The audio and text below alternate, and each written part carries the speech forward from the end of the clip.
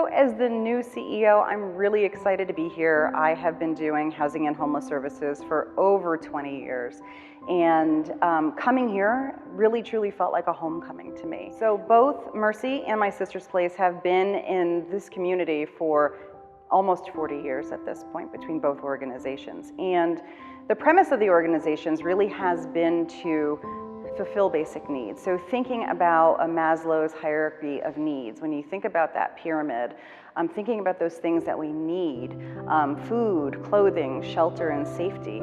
That's where we focus on as an organization. We find the gaps in the community and we fill those gaps. And so in order for people to progress, to do better for themselves, to do better for their families and their children, what we really want to focus on is making sure that they have that security and that stability so that they can start moving and growing in a direction that helps them benefit.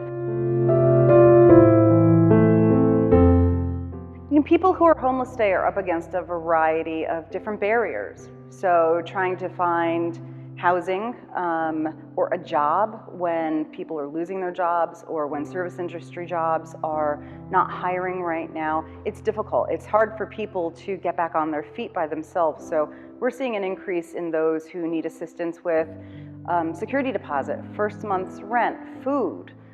We've also lost a tremendous amount of volunteers through this process who used to bring food into Friendship Center, and so we've seen our food costs dramatically increase, both because we're missing our volunteers, but also because we're seeing an increase in need. So we miss our volunteers. Our volunteers used to provide lots of meals that they would prepare and bring in that we were then able to distribute within the community.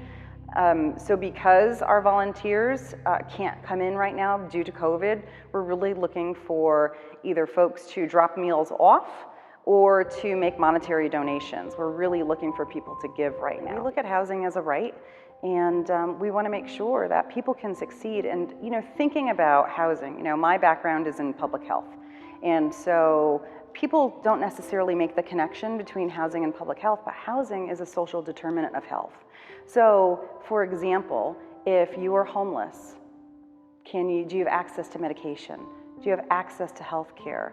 Do you have access to a phone or clothes so you can get a job? So really, thinking about how hard it is to just meet basic needs when you have nowhere to live. It's beyond just those things, but it's also medical care. We've seen people who've vastly improved once they were housed. They were able to work with their behavioral health issues. They were able to find employment and maintain the employment because they knew their housing was secure.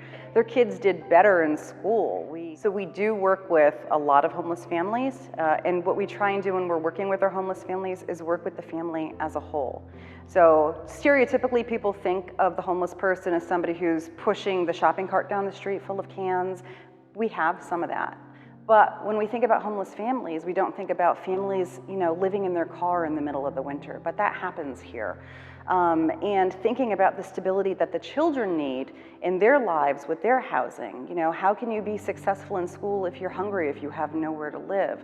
And so when we work with the family, we work holistically. We work with mom and dad, we work with extended family, but we also work with the kids, and we focus on those youth services so that there is a connection between the school and the parents, and the services that we provide so that those children can do better in school and, eventually better in life.